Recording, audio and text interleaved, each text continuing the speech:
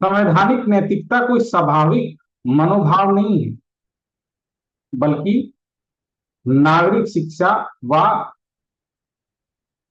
कानून के शासन का परिणाम है। सिविल सेवाओं के लिए नागरिक संवैधानिक नैतिकताओं का परीक्षण करने के लिए और लोक प्रशासन में सुशासन को बढ़ावा देने और जवाबदेही सुनिश्चित करने के लिए इसकी भूमिका का प्रकाशन डाली। Constitution morality is not the natural sentiment but the product of civil education and adherence to the rule of law. Examine the signification of constitutional morality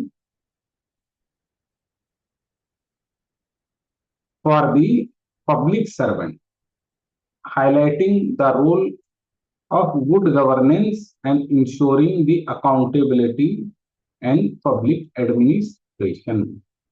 तो कुछ नहीं, सिर्फ इतनी बात कह रहा है कि सिविल सर्वेंटों को संविधान का पालन करना चाहिए ताकि सुशासन व जवाबदेहिता बनी रह सके। अगर इसको शॉर्ट में देखो, अगर एक लाइन में इसको डिस्क्राइब करना हो तो पूरी मोह माया का जो सार है वो ये कि संविधान में जो आदर्श दिए गए हैं उनका पालन सिविल सर्वेंट को करना चाहिए ताकि सुशासन व जवाबदेहिता को बढ़ावा देना चाहिए। अब संविधान की जगह उसने क्या लिख दिया? संवैधानिक नैतिकता। नैतिकता लिख दिया। संविधान को ही और घुमाने के लिए उसने क्या लिख दिया? कानून का शासन लिख दिया। कानून का शासन क्या होता है? संविधान का ही शासन, जैसे विधि का शासन। हाँ, बस उसने एक एक चीज और जोड़ दी है। उसने क्या जोड़ दी है कि भाई लोगों को भी इसकी अंडरस्टैंडिंग होनी चाहिए। अब लिखना चलो बढ़ो, कॉन्स्टिट्यूशन मोरालिटी से हमारा क्या मतलब है? कॉन्स्टिट्यूशन मोरालिटी से हमारा मतलब ये है कि जो भी संविधान में आदर्श दिए गए हैं, बातें दी गई हैं, विषय दिए गए हैं, उनका लेटर और स्पिरिट में पालन है। उनका किसमें? ना वाक्य के आधार पर भी और उनकी आत्मा का भी सार रूप में उनका पालन है। जब उनका सार रूप में पालन होगा तो क्या है? वो आगे बढ़ेंगे। तो क्या होगी? भारत में विकसित भारत 2047 बन सकता है। 2047 बोला है। अब संवैधानिक नैतिकता और कुछ भी नहीं, कानून का शासन ही है। कानून का शासन क्यों है? कि संविधान में जो बातें लिखी हैं उन्हीं बातों का पालन करना क्या कहलाता है? संवैधानिक नैतिकता कहलाता है। और इससे क्या निकलती है? गुड गवर्नेंस और अकाउंटेबिलिटी। तो संविधान में क्या दिया हुआ है मेरे प्यारे प्यारे बच्चों? संविधान में दिए गए हैं डीपीएसपी, ठीक है? तो हमें डीपीएसपी का पालन करना है। लोक प्रशासन में डीपीएसपी का पालन हो, फंडामेंटल राइट्स लोगों को मिले, इक्वालिटी बिफोर लॉ हो, अनटचेबिलिटी ना हो। संविधान में दिया हुआ है आरटीआई एक्ट। आरटीआई एक्ट तो नहीं दिया हुआ, पर आर्टिकल 19 जहां पर क्या हो, जिससे क्या निकलता है? क्या निकलता है? अकाउंटेबिलिटी निकलती है। आर्टिकल 21 जहां पर जिसको पूरा करने के लिए कौन सा एक्ट बना है? RTI act. आर्टिकल 21 को पूरा करने के लिए, संविधान के नैतिकता को पूरा करने के लिए, right to information, citizen charter, इससे क्या बढ़ती है? अकाउंटेबिलिटी। तो इस संवैधानिक नैतिकता से ही तो निकले हैं कौन कौन से? जानने का हक,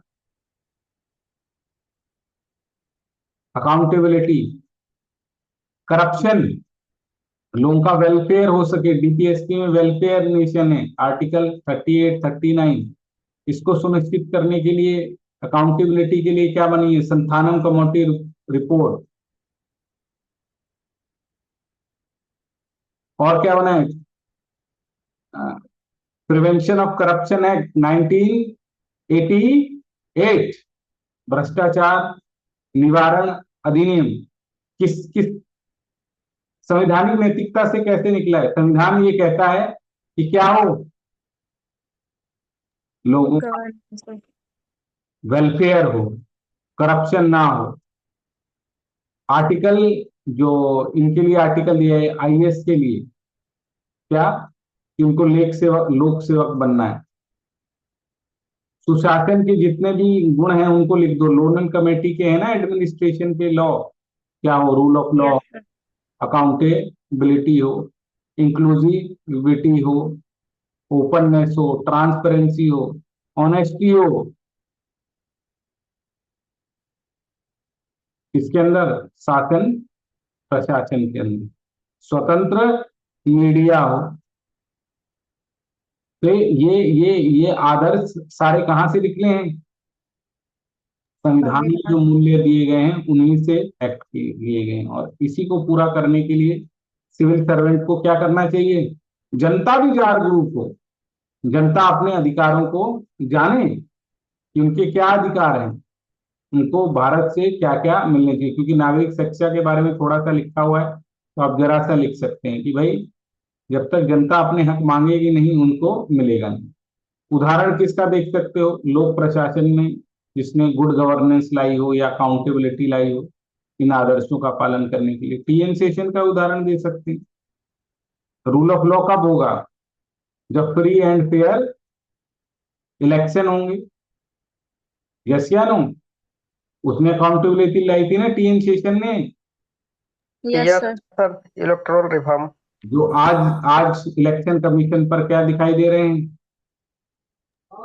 प्रश्न चिन्ह दिखाई दे रहे हैं। प्रश्न चिन्ह। क्योंकि बदली वो ऐसे सुशासन क्या किया जा सकता है, लाया जा सकता है। करप्शन के का उदाहरण दे सकते हो, जो वो भाई साहब का केस आया था आसाम आसाम वाले का। धीमान चकमा। वो सुशासन कर धीमन चकमा। सुशासन कर रहे हैं। वो कुशासन कर रहा है। तो संविधान में जो आदर्श है welfare of the welfare of the people, गरीबी भुखमरी शोषित वंचितों का, क्या उसको बढ़ावा दे रहे हैं? नहीं बढ़ावा दे रहे हैं। क्या करना चाहिए? कानून का शासन करने के लिए सीबीआई स्वतंत्र होनी चाहिए, हमारी जांच एजेंसी निष्पक्ष हो। ये बहुत बड़ा वो है, ईडी और उसका गलत प्रयोग ना किया जाए, है ना। पीरियोडिक रिव्यू हो किनका? जो भी आईएएस ऑफिसर्स हैं। इंटरनल ऑडिटिंग सुना होगा आपने। लॉ इन्फोर्समेंट सुप्रीम कोर्ट द्वारा इनके मामलों के लिए अलग अधिग्रहण, या सुप्रीम कोर्ट कोर्ट द्वारा जल्दी से ट्रायल हो। जवाबदेही तो आपको पता है ना कैसे इंश्योर होती है किसी सिविल सर्वेंट की? इंटरनल डिपार्टमेंटल इंक्वायरी, एक्सटर्नल जिम्मेदारी। तो एजेंसियां जो इनके खिलाफ कार्रवाई करती हैं वो हों, डिपार्टमेंट ठीक से हों। फिर जब कोर्ट में केस चलता है यहाँ पर जाकर कहानी खत्म हो जाती है, वहां देरी होती है और साक्ष्य प्रदूष नहीं हो पाते, मिली भगत चलती है। सीबीसी, सीबीआई या सीआईडी ये अकाउंटेबिलिटी बढ़ाती है। Periodic review, golden streak heart hand, इनको हटा। कर्मयोगी एप्लीकेशन। जब भी जवाबदेही आए तो अकाउंटेबिलिटी वहीं से, पब्लिक सर्वेंट की अकाउंटेबिलिटी वहीं से बनती है, और कोई तरीका नहीं है। क्या जो श्रेष्ठ लोग काम कर रहे हैं उनको प्रमोट किया जाए, है ना, पीरियोडिक रिव्यू कर करके। ऐसे आप लिखेंगे। अकाउंटेबिलिटी तो वही होगा। गुड गवर्नेंस के लिए क्या करना होगा? कॉन्स्टिट्यूशन ये कहता है कि हमको वेलफेयर करना है लोगों का, उसके लिए क्या करना चाहिए? जितने अपने ये 100 जिले हैं, एस्पिरेशनल डिस्ट्रिक्ट, 112। 112 डिस्ट्रिक्ट, इनमें स्कीमें लॉन्च की जाए, है ना। जो SC ST वीकर सेक्शन है उनके लिए विशेष, उनके उनके लिए आगे बढ़ाया जाए, है ना। हमारा जो आज हंगर इंडेक्स है उसके लिए जो हेल्थ की और उसकी स्कीमें चल रही हैं उसको आगे बढ़ाया जाए, स्वतंत्र मीडिया हो, ये भी गुड गवर्नेंस का फैक्टर है। ऐसे करके काफी कुछ आप लिख सकते हैं। आपने क्या लिखा है? तो ये आंसर है, संवैधानिक नैतिकता से आके यह है संविधान के मूल्यों और आदर्शों का अनुसरण करना और उसका पालन करना, उसका जमीन में क्रियान्वयन। क्या मेरे प्यारे प्यारे बच्चों? विधि का शासन, जब आप विधि का शासन लिखते हैं तो लिखिए आर्टिकल। विधि का शासन तो खैर बहुत बड़ा वर्ड हो गया। तो डीपीएसपी। हाँ, विधि के शासन में सभी आ जाएगा बेटा। विधि का यस। शासन का मतलब क्या होता है? संवैधानिक से सभी प्रावधानों को लागू जो करना। कुछ भी दिया है सबका पालन हो, जो भी लॉ बने हैं सबका पालन हो। उत्तरदायित्व और जवाबदेहिता, जनता में विश्वास बढ़ता है, जैसे हाँ मनरेगा सही से लागू हो, जनता को न्याय मिले। ये जो सरकारी स्कीमें जितनी बन रही है, सड़क बन रही है तो ठीक से बने, पुल टूट रहे हैं, क्या लगते हो संवैधानिक नैतिकता का पालन हो रहा है? नहीं। पुल गिरने की घटनाएं हैं, इसमें कोई संविधान के आदर्शों का पालन नहीं हो रहा। प्रशासनिक दक्षता, तानाशाही पे रोक, अब इसमें कुछ आपने कोई कोई उदाहरण नहीं दिया है। अतः संविधान की को सत्यनिष्ठ बनाने में मदद कर। जब भी अकाउंटेबिलिटी की आती है तो लोनल कमेटी का बनाओ। पढ़ा है ना आपने उसके प्रिंसिपल? यस तो सिद्धांत लिखेंगे Yes. इसमें। क्यों नहीं लिखेंगे? ऐसे करके लिख देंगे, इनका पूरा पालन हो, लोनल कमेटी में अकाउंटेबिलिटी बढ़ाई जाए। भाई संविधान नैतिकता आदर्श है, यानी यहां हमको पहुंचना है। जो आईएएस ऑफिसर है उसको पालन करना है,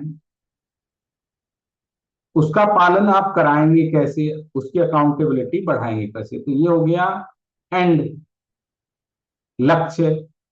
ये हो गया उस लक्ष्य को पूरा करने वाला व्यक्ति, लोक प्रशासक। अब ये पूछ रहा है आप उसकी जवाबदेहिता कैसे बढ़ाएंगे, वो सुशासन तक कैसे जाएगा। तो इसका अर्थ समझा दिया, इसका अर्थ ये है। फिर इसको पहुंचा, इसको इसको पूरा करने के लिए लोक सेवकों की भूमिका है। अब उनकी अकाउंटेबिलिटी हम कैसे इंश्योर करेंगे और हम सुशासन कैसे लाएंगे। तो सुशासन के लिए एस्पिरेशनल डिस्ट्रिक्ट है, राष्ट्रीय कुपोषण मिशन है, अब तो राष्ट्रीय पोषण मिशन 2 आ गया है, एस्पिरेशनल डिस्ट्रिक्ट है की स्कीम है। भारत में अनइक्वालिटी है, उसके लिए जितनी भी स्कीमें लॉन्च की गई हैं, चाहे वो मनरेगा है, किसान सम्मान निधि है, इसके मिशन है। तो गुड गवर्नेंस का, राम राज्य का कॉन्सेप्ट लिख सकते हैं। फिर उनकी अकाउंटेबिलिटी कैसे बढ़ाओगे? अकाउंटेबिलिटी बढ़ाने के लिए क्या चाहिए होता है? आरटीआई से उनको लाएंगे, आरटीआई को मजबूत करेंगे, उनके केस बढ़ेंगे, ट्रेनिंग कराएंगे, पीरियोडिक रिव्यू करेंगे। तो ये 3 भागों में बट गया ना क्वेश्चन। यहाँ पहुंचना है, ये पहुंचाएगा, इसकी अकाउंटेबिलिटी और ये गुड गवर्नेंस कर सके इसके लिए आप क्या करेंगे। इसके साथ ये 3 भागों में बटेगा। आपको ये क्वेश्चन 3 भागों में आप क्या नहीं कर पाए? डिसाइफर नहीं करता है सर, मुझे भी लगा कि सिर्फ भूमिका पूछा है। तो संवैधानिक नैतिकता में इसकी क्या भूमिका होती है तो मैंने वो बता दिया। मैं क्वेश्चन पढ़ो।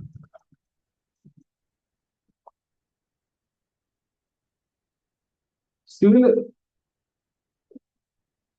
संवैधानिक नैतिकता का परीक्षण कीजिए कि क्या आज ये संवैधानिक नैतिकता कर पा रहे हैं। Examine the signification morality of public servant. क्या आज ये संविधान के आदर्शों का पालन कर पा रहे हैं? इसका परीक्षण करना। नहीं कर पा रहे, पुल गिर रहे हैं, भारत में भुखमरी आज भी बनी हुई है, एसडीजी गोल हम पूरे नहीं कर पा रहे, करप्शन चरम पर है। तो क्या संविधान की नैतिकता का परीक्षण करने के लिए बोला, क्या संविधान के आदर्श पूरे हो पा रहे हैं? नहीं। इनको पूरा करने के लिए क्या करना होगा, किस प्रकार आप करेंगे। सेकंड पार्ट, पहला पार्ट क्या हो गया, क्या ये पूरी हो पा रही है, नहीं हो पा रही। अकाउंटेबिलिटी और गवर्नेंस को बढ़ाने के लिए आप क्या करेंगे, या कैसे बढ़ाएंगे सुशासन और अकाउंटेबिलिटी। इसीलिए क्वेश्चन को क्या करना पड़ता है, 2-3 बार पढ़ना पड़ता है, वरना कुछ और ही लिखने लग जाओ। तो जब भी अकाउंटेबिलिटी आएगा तो क्या लिखोगे, अकाउंटेबिलिटी कैसे क्रिएट की जाती है, वैसे ही तो क्रिएट की जाती है कि उसके टूल का हो। गुड गवर्नेंस कैसे किया जाएगा, ताकि संविधान के आदर्शों का पालन हो सके। तो कुछ अच्छी बातें लिख दो, कुछ बेकार बातें लिख दो, काम बन जाएगा। 3.5-4 मार्क्स मिलेंगे इसमें, बहुत हल्का लिखना है। नागरिकों का भी देख सकते हो, नागरिकों को में ड्यूटी लिख दो उनकी, फंडामेंटल ड्यूटी का पालन करें वो, अपनी अवेयरनेस फैलाई जाए।